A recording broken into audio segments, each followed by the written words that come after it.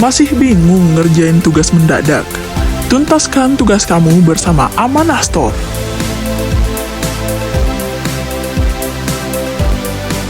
Assalamualaikum warahmatullahi wabarakatuh. Kembali lagi di akun YouTube Guru Online. Lanjut pada kesempatan yang berbahagia ini, kakak akan share ya cara bagaimana mengerjakan soal-soal CPNS maupun P3K tahun 2023 di keadaan yang darurat. Keadaan darurat yang kakak maksud adalah ketika teman-teman mempunyai waktu yang sedikit tapi masih banyak soal-soal yang teman-teman belum kerjakan. Oke, sebelum masuk ke video ini, teman-teman jangan lupa like, share, dan subscribe karena 3 poin ini adalah baik bagi perkembangan akun channel pribadi kakak sendiri ya. Oke, langsung kita masuk di videonya. Oke, jadi kakak akan membahas di sini mengenai bocoran dan pembahasan soal TIU CPNS tahun 2023, terkhususnya adalah materi tentang sinonim. Oke ya, mungkin kakak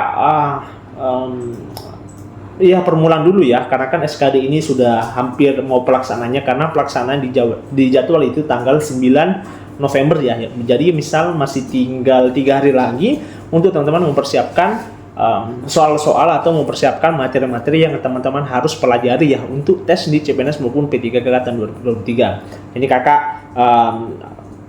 ingatkan kembali lagi, ini bukan cara yang utama, tapi ini adalah cara darurat ketika teman-teman masih banyak soal yang teman-teman belum selesaikan, apalagi soal materi mengenai sinonim. Karena kakak pada video kali ini akan membahas secara rinci mengenai sinonim ya, cara tips kerjanya supaya teman-teman bisa menyelesaikan itu dengan cepat. Tapi ini tips yang darurat ya, bukan tips utama, tapi ini tips darurat. Oke, selanjutnya kita masuk di materinya sebentar ya, karena kan teman-teman harus tahu materi atau tipsnya ya, tips atau triknya ketika dalam keadaan darurat. Oke, kita bahas pertama itu tips dan trik dalam materi sinonim. Pertama, jangan memilih kata mana ya? Oke, jangan memilih kata ini yang memiliki bunyi yang mirip, karena kakak sudah amati beberapa soal yang dalam beberapa tahun memang ya, kakak lihat ketika ada kata yang mirip dengan soalnya itu kemungkinan salahnya itu adalah 95% dan kemungkinan benarnya itu cuma 5%. Jadi itu jangan dipilih. Kedua, metode kumulatif huruf ya. Kumulatif artinya banyaknya huruf ya. Banyaknya huruf yang muncul di pilihan ganda. Selanjutnya, banyaknya kata yang muncul pada pilihan ganda. Selanjutnya adalah metode arti berlawanan.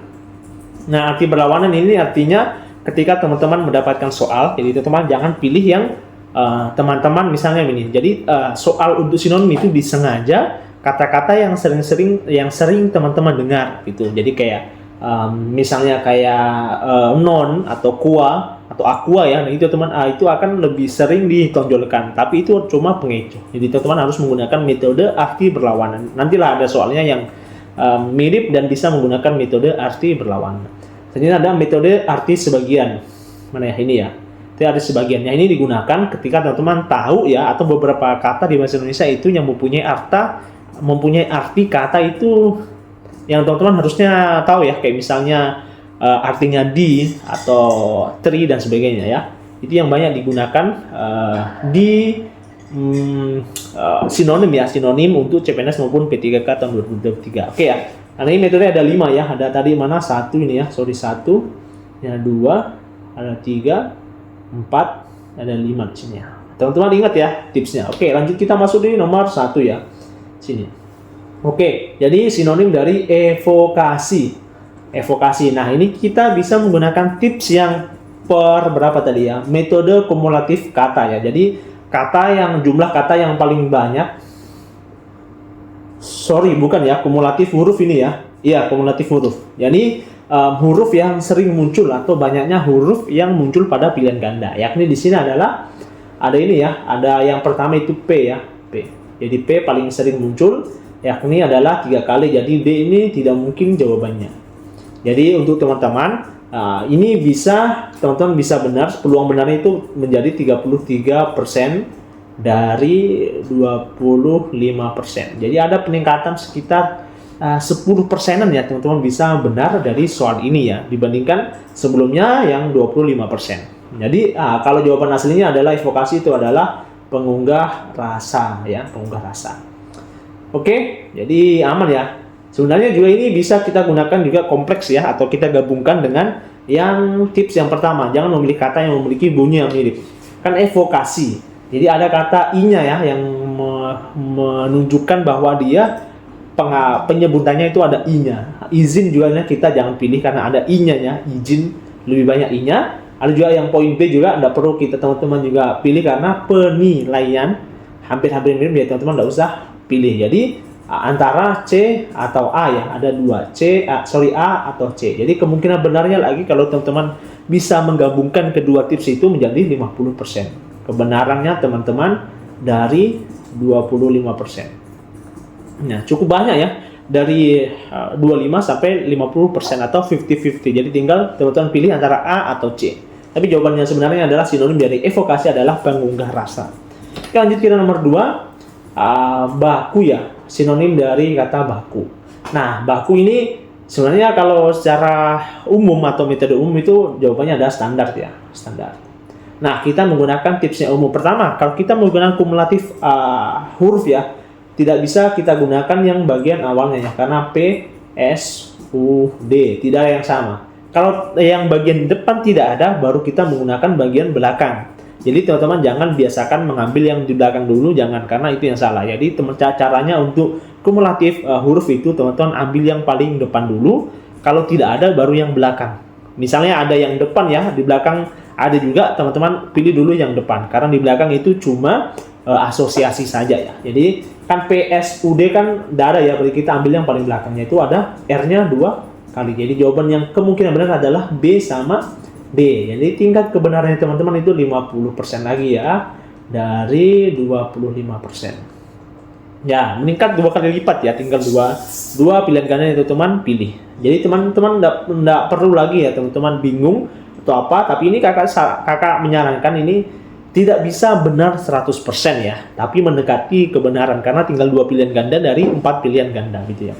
Oke, lanjut di protesis. Nah, ini adalah kita bisa menggunakan ya yang tadi tipsnya itu yang nomor 1 ini ya. Jangan memilih kata yang memiliki bunyi yang mirip. Ini jangan ya. Jadi protesis, jadi ada kata-kata isnya ya. Jadi hipotesis kita hapus, tesis juga kita hapus, jadi tinggal B sama D ya. B sama D. Jadi tingkat kebenaran dah 50% juga. Dari 25%. Nah, cukup banyak ya. Jadi ya ini walaupun ini belum bisa benar 100% tapi menurutnya kakak ini sudah efektif ketika keadaannya teman-teman itu darurat ya, atau dalam artian belum atau waktunya tinggal sedikit, tapi soal mengenai sinonim itu masih banyak ya. Oke, kita lanjut di nomor ke-4 ya, dikotomi. Nah, ini menggunakan metode yang nomor berapa tadi ya, yang ini ya, metode arti sebagian kata. Arti sebagian kata, karena kan teman-teman harusnya sudah tahu ya artinya di ini apa ya, kan artinya di itu sama dengan 2. Nah, jadi teman-teman pilih pilihan ganda yang ada artinya itu 2 berarti ya ini ya, yang A, C sama D. Jadi kita hapus yang B karena tidak ada penulisan kata 2. Jadi ada 3 jawabannya yang kemungkinan benar, jadi masih ada 33% ya, dari 25% kebenaran. Nah, ini bisa kita komplekskan lagi dengan cara mengambil kumulatif huruf juga ya, kumulatif huruf, yakni huruf yang sering muncul paling depan. Kan paling depan kan D ya, ada ini D. Jadi C kita hapus juga karena tidak ada D yang di bagian depan ya, jadi kita hapus. Nah, kita kumulatifkan lagi atau kita komplekskan lagi dengan tips yang nomor berapa tadi ya? Yang ini, yang kumulatif kata ya, yang mana tadi ya? Nomor berapa tadi? Kumulatif kata itu tadi nomor 3 ya, jadi metode kumulatif kata. Jadi, kita lihat ya kumulatif kata, karena ini lokasi 2-nya itu di bagian paling belakang. Yang 2 ini ya, jadi kita pilih antara A sama C. Kan C sudah dicoret, berarti kemungkinan jawabannya adalah A. Karena kan D juga tercoret karena 2-nya itu di bagian depan. Ini D dikalah dengan C sama A karena posisi duanya itu di bagian belakang. Jadi kemungkinan jawaban yang paling benar adalah A. Dan ini secara sinonim dan secara umum ya, jawabannya memang benar, ada di A. Artinya adalah dibagi 2 ya. Dan bagi 2. Jadi ini malah kalau kita menggunakan penggabungan metode atau tips-tipsnya itu bisa malah 100% tingkat kebenarannya teman-teman. Tapi ini 100% itu menggunakan analisis yang cukup membutuhkan waktu ya. Jadi kakak sarankan bisa menggunakan 2 tips aja, 2 tips atau 1 tips sudah oke sih. Tapi kalau misalnya teman-teman mau menggunakan yang sampai 3 tips ya, penggabungan 3 tips nggak boleh, dan itu lebih bagus hasilnya ya, sampai tadi 100% dari asalnya tadi 25%. Oke, nah selanjutnya nomor terakhir ya. Nah ini adalah sinonim dari sin qua non. Nah ini bisa kita gunakan adalah metode arti berlawanan. Nah misalkan kita sering dengar ya qua, mesti kita plesetkan dengan nama aqua ya pastinya ya, karena kan ini soal sinonim itu disengaja kata-kata yang sering muncul ya. Aqua artinya atau air ya, air atau mineral ya mineral. Jadi kita menggunakan metode arti berlawanan, walaupun soalnya itu sinonim tapi kita mengartikan berlawanan. Perkataannya teman-teman tahu ya, aqua kan artinya air sama mineral. Jadi yang ada pilihan ganda air atau mineral teman-teman hilangkan. Jadi ini ya, B sama C kan ada airnya ini. Jadi ini salah ya. Jadi kemungkinan benar itu ada di poin A sama D. Nah, selanjutnya non. Non kan artinya secara ini ya, secara umum ya, artinya kan tidak. Tidak ya. Atau negatif lah ya, negatif juga. Nah, ini karena kita menggunakan konsep arti berlawanan, jadi kita coret juga karena kan negatif sama ya, nonnya sama. Jadi kita jawaban yang paling mungkin untuk benarnya adalah di bagian D. Dan itu benar, teman-teman misalnya mau cari ya sinonim atau misalnya arti lah dari sin qua non di kamus KBBI, pasti jawabannya juga harus ada dan ini benar ya. Jadi ini yang darinya tadi menggunakan 1 tips itu cuma 33%.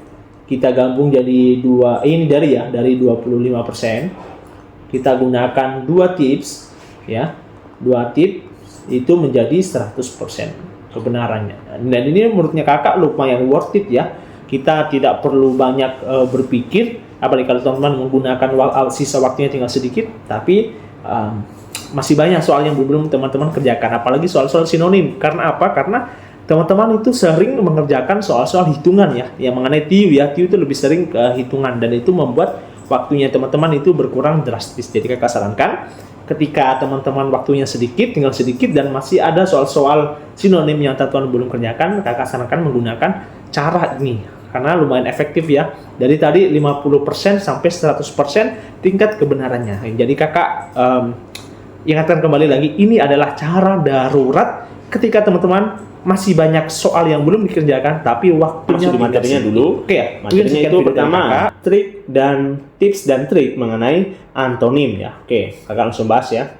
Oke, jadi kakak baca dulu ya. Amati pilihan jawaban, carilah 2 jawaban yang berlawanan ya. Ingat ya, yang berlawanan dengan soal ya maksudnya ya, atau berlawanan dengan kata soalnya. Selanjutnya, seringkali jawaban soal antonim berada pada salah satu dari 2 kata yang berlawanan tersebut. Oke, jadi jawabannya kemungkinan itu di antara pilihan ganda yang kebalikan katanya. Karena jadi gini, jadi untuk antonim itu kadang soal-soalnya itu ada 4 pilihan ganda ya, ada 4 pilihan ganda. Yang 2 ini sama artinya, yang 2 juga berbeda artinya. Jadi kemungkinan besar 2 yang berlawanan arti ini yang benar ya jawabannya. Jadi ada sekitar 2 pilihan ganda yang sudah tereliminasi dari soalnya gitu ya. Nantilah kakak berikan contoh dan bagaimana cara mengerjakan soal-soal tersebut. Oke ya. Selanjutnya ada metode kumulatif huruf. Ini sama ya, seperti yang kakak sampaikan sebelumnya. Kumulatif kata juga sama. Metode arti sebagian kata. Ini bisa digunakan di antonim maupun sinonim ya. Jadi yang untuk trik yang pertama ini ya, cuma ada yang di antonim. Yang 3 ini metode-metode ini itu sudah ada di sinonim juga ada ya. Kakak sudah bahas juga ya di video sebelumnya. Mungkin teman-teman yang belum menonton silahkan tonton ya di video sebelumnya. Oke, lanjut ya, kita langsung masuk di soalnya. Kita ganti warna hijau ya. Oke, antonim ya, antonim dari kendala. Antonim dari kendala. Nah, kendala kan bisa kita artikan sebagai negatif ya. Negatif. Karena kita bisa menggunakan tips pertama, yakni itu carilah dua jawaban yang berlawanan. Jadi seringkali jawaban tersebut itu yang salah satunya adalah benar. Jadi kita cari dua arti yang berbeda ya. Nah, karena ini negatif, jadi kita ambil yang positif ya. Jadi kekerasan kita coret karena tidak mungkin, manifestasi juga tidak mungkin karena minus. Jadi tinggal B sama D. Nah, jadi tinggal dua jawaban. Jadi yang aslinya teman-teman mempunyai 4 pilihan ganda ya.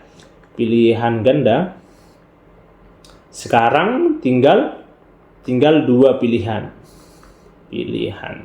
Yang aslinya 25% kebenarannya teman-teman atau persentase peluang kebenarannya teman-teman dalam mengerjakan soal antonim, teman-teman bisa menaikkan sampai 50%. Jadi cara ini cukup efektif ya untuk mengerjakan soal-soal antonim. Nah, jawaban yang sebenarnya adalah itu pendukung ya, pendukung ini ya. Jawabannya pendukung. Oke. Nah, selanjutnya ada ekstrinsik. Nah, ini ada bisa teman-teman pasti tahu ya apa artinya X ya. Eksa bisa dikatakan sebagai ini antonim dulu ya, tetap ya Kak tulis antonim supaya teman-teman juga bisa membedakan antara antonim sama sinonim ya. X artinya kan luar ya, luar.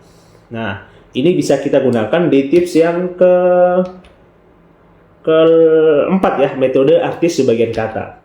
Karena kita sudah tahu apa artinya X ya, X atau artinya luar. Jadi teman-teman harus mencari dua kata yang berlawanan dengan luar ya atau dalam ya. Jadi yang berlawanan yang dengan X itu adalah individual sama internal. Jadi keserasian itu tidak mungkin, konsensus juga tidak mungkin. Jadi tinggal jawabannya A sama D. Ini ya, A sama D. Jadi yang aslinya tadi tetap ya 4 pilihan, pilgan menjadi 2 pilihan ya. Pilgan. Jadi aslinya 25% persentase kebenaran menjadi 50%. Nah, cukup efektif ya untuk teman-teman untuk mengerjakan ini. Walaupun teman-teman misalnya tidak tahu ya apa arti ekstrinsik ya, teman-teman bisa mengerjakan ya persentase peluang benarnya teman-teman itu lebih tinggi ya daripada teman-teman ngasal ya, karena cara nembak juga perlu ilmunya gitu. Jadi tidak semua soal nembak itu teman-teman tanpa ilmu. Jadi teman-teman harus gunakan ilmu dalam metode menembak ya. Oke. Jadi sebenarnya jawabannya itu adalah internal ya, internal jawabannya. Karena kenapa? Karena individual itu lawan kalinya itu berkelompok ya. Berkelompok.